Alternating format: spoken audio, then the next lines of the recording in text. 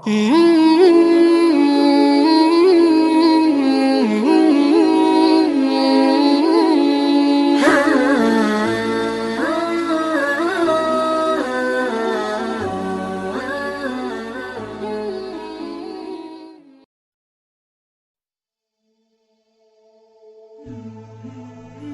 biadillah ikhwah sekalian, rezeki biadillah. Allah bukakan rezeki.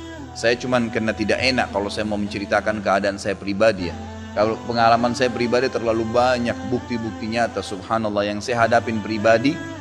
Pada saat lagi terdesak dari sisi ekonomi, godaan luar biasa. Ada pinjaman yang berbunga, ada yang begini, ada yang begitu. Tetap saya tolak, saya komitmen. Sampai pada titik terakhir, titik klimaksnya saya pertahankan, Allah berikan jalan keluar yang tidak masuk di akal ikhwan. Betul-betul tidak masuk di benak saya. Saya ceritakan salah satunya, pada saat saya ada masalah kemarin di Kalibata. Ini untuk diambil ibrah saja. Restoran saya buka 2 tahun 8 bulan. Kemudian saya pertemukan antara omset sama bayar sewa dan ya, service charge-nya. Karena di mall ada service charge maka tidak cukup, tidak berimbang. Saya merasa selama hampir 3 tahun tidak mendapatkan keuntungan. Lalu saya berpikir untuk menutup restoran itu. Dan pada saat itu subhanallah saya berpikir restoran itu sudah saya tutup aja deh. Saya jual aja. Mungkin dengan kesibukan dakwah, beberapa ikhwah juga yang saya amanahkan di situ sudah ada yang satu yang sudah niat mau kuliah, udah nggak bisa lagi lanjut. Saya bilang oke lah baik. Selama 3 bulan vakum, nggak bisa bergerak sama sekali. Pada saat itu subhanallah 1 rupiah pun ikhwah saya nggak punya duit. Allah jadi saksi, saya bingung waktu itu bagaimana caranya untuk mencari jalan keluar nih. Jual restoran pun akan dilelang dalam kondisi murah, restoran itu sudah besar asetnya. Ini gimana caranya, saya nggak punya duit. Mindahin ke tempat lain butuh uang untuk sewa, gitu kan. Membuka lagi butuh uang yang baru untuk membayar sewa yang tertunggak, gitu kan. Tidak dibongkar juga akan dibongkar paksa. Ini kalau ada waktu tentu, sampai waktu tentu, kalau tidak ini akan dibongkar paksa. Subhanallah, godaan luar biasa. Ada yang masuk saya tidak tahu dari mana, SMS masuk HP saya, pinjaman dengan bunga yang ringan 250 juta sampai 750 juta terus dari banyak perbankan. Saya nggak tahu tiba-tiba masuk, saya tidak pernah iyakan, selalu gitu kan. Saya cuma berusaha ikhtiar, berdoa sama Allah, tawarin kepada orang kalau ada yang mau punya saham sama saya. Subhanallah, pas titik klimaks 3 bulan kemarin, 3 bulan tutup ya sementara, dan saya sudah berpikir mau jual pun sempat saya tawarkan, belum ada yang beli. Saya tiap hari saja berdoa. Di masjid ini saya kedatangan seseorang, jemaah pengajian saya, bukan jemaah pengajian sebenarnya, dia rutin mengikuti ceramah kita ya yang diupload di YouTube dan tinggal di Paris. Orang Indonesia, orang kita tapi tinggal di sana. Datang selama ini dia selalu kalau saya punya program gali sumur diikut. Ada program kemarin badal haji, ditipin uangnya. Selalu program sosial diikutin sama dia. Subhanallah, pada saat lagi saya dia bilang sama saya SMS, Ustadz saya mau ke Jakarta, saya ingin hadir pengajian Ustadz langsung. Saya bilang baiklah kalau gitu silahkan fadhal. Selesai pengajian kita waktu itu selesai jam 9 malam, kurang lebih seperti jam-jam seperti ini.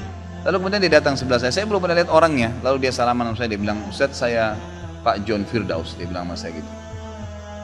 Terus saya bilang oh iya Pak, saya belum paham nih. Dia bilang saya yang dari Paris Ustadz. Oh antum, terus salaman lah, ngobrol-ngobrol sampai ke mobil gitu kan. Saya sempat kasih dia beberapa buku yang biasa saya bawa di mobil. Ini akhi mungkin antum bisa baca-baca di sana sama keluarga dan seterusnya. Sebelum berpisah, dia bilang sama saya, Ustadz saya sempat bawa teman ke Kalibata. Kok saya mau ajak makan tutup tempatnya Ustadz? Oh iya, ceritanya ada tunggakan pembayaran yang belum saya bayar dari sewanya karena tidak cukup antara omset penjualan dengan ini. Oh gitu Ustadz ya, kira-kira butuh berapa biaya? Saya bilang mungkin saya butuh sekitar 250 juta untuk memutar kembali restoran ini. Karena butuh ada tunggakan 168 dan saya harus dengan biaya operasional sekitar 250 juta. Rencananya memang saya mau buka saham kalau memang ada yang mau masuk. Dia bilang sama saya tiba-tiba, ini cuma mau berpisah di sini di depan masjid ini, dia bilang sama saya, Ustadz kalau Ustadz bilang saya baru saja kemarin masukin anggaran dana saya 400 juta di satu perusahaan. Kalau saya tahu saya akan ikut sama Ustadz. Ya sudahlah akhi, qadarullah nggak apa-apa gitu kan. Tapi kalau emang Ustadz mau, saya coba pikirkan nanti saya pertimbangkan kira-kira berapa. Saya bilang saya akan buka saham 250 juta itu 10% dari omset antum akan ambil. Karena aset restoran sekarang 2,5 M. Baiklah, dia bilang sama saya gitu. Saya pulang ke Paris ini, hari Senin saya berangkat, saya bicara sama istri, saya langsung kasih berita ke Ustadz lalu saya kasih. Baiklah saya bilang kalau begitu. Dia pulang, subhanallah, saya pikir ya sudahlah, ini mungkin dia mau pertimbangkan lagi. Malamnya, pada malam itu juga, Dia tiba-tiba SMS ke saya, dia bilang, Ustaz setelah saya musyawarah sama istri, saya akan transfer ke Ustaz dengan jumlah 250 itu. Supaya bisa bergulir dan saya siap mengambil 10%-nya. Gitu kan, saya sujud syukur kepada Allah, Alhamdulillah ada jalan keluar gitu. Subhanallah, saya ke Kalibata, saya bicara besoknya sama GM-nya, saya ngobrol, ini gimana jalan keluar, saya sudah ada duitnya sekarang dan mau diputar. Oh udah nggak bisa Pak Khalid, ini kan sudah 3 bulan vakum, udah nggak bisa, harus dibongkar, udah tutup, nggak bisa lagi. Kalau Pak Khalid mau pindah tempat lain silakan, atau mau buka sini kembali harus ganti nama. Baiklah, saya coba kembali kepada Allah SWT lagi berdoa, ya Allah berikan petunjuk, ada apa sebenarnya ini, bagaimana jalan keluarnya.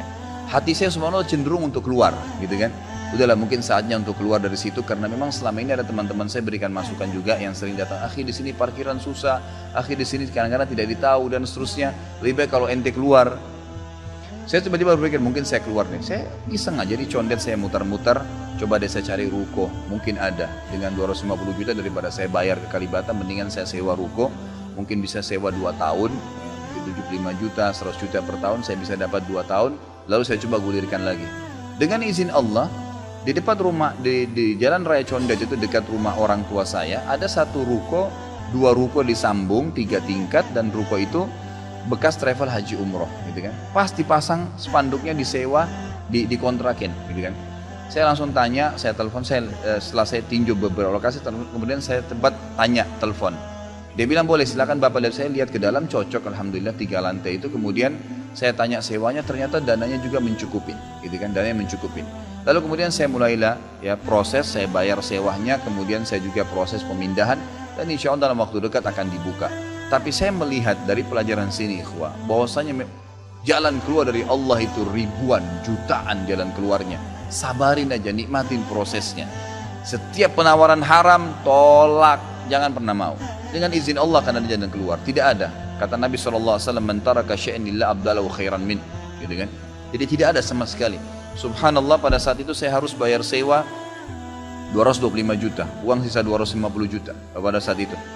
Terus kemudian saya sempat telepon ke akh itu lagi, ya, Pak John, semoga Allah jaga beliau. Saya sempat telepon, kemudian saya katakan, akhi, kemarin antum bilang antum sempat masukin dana 450 di 400 di Jakarta itu. Bagaimana kalau antum tarik uang itu, kalau masih bisa, kita gabungin aja, saham kan per 250 juta itu ada 10%. Antum ambil aja 30% dari semua total omset penjualan nanti. Tidak usah dengan 750, dengan 650 saja, gitu kan? Dia bilang kalau itu sudah nggak bisa Ustaz. Tapi memang coba saya pertimbangkan deh. Saya akan coba hubungin teman-teman di Paris ini yang sudah biasa, yang kenal antum, gitu kan? Kalau yang kenal antum mungkin mereka bisa. Baiklah, fadhal. Subhanallah, besok dia SMS lagi ke saya, Ustaz, saya sudah musyawarah dengan istri, ternyata saya punya dana cukup 650, kami yang pegang semua saham itu, ditransfer uang semua ke saya. Yang tadinya saya dari 1 rupiah tidak pegang duit, masuk uang 650 juta ikhwah, tidak masuk di akal. Sesuatu yang tidak masuk. Orang ini saya nggak kenal, nggak pernah ketemu, sekali ketemu di sini, dan sekarang sudah kembali ke Paris. Setiap kali saya bilang akadnya saya akan kirim, baru tadi saya kirim akadnya. Sudah nggak apa-apa Ustaz, saya percaya. Akhi, ini bisnis loh, bisa untung rugi. Sudah paham Ustaz. Orang lain aja banyak bisnis dia rugiin saya nggak takut, apalagi sama Ustaz. Sudah silakan. Alhamdulillah. Saya melihat Allah berikan jalan keluar yang sangat dimudahkan. Yang penting nikmatin prosesnya dan yakin kepada Allah SWT. Jangan takut, jangan takut. Dan ada banyak kisah seperti dalam hidup saya yang saya mungkin sebagian tidak diceritakan gitu kan. Cuma ini tadi saya buka supaya memang bisa ada pengalaman. Karena rata-rata sini karena hanya masalah kekhawatiran saja. Kekhawatiran rezeki yang insya Allah tidak akan ada masalah dalam kehidupan kita.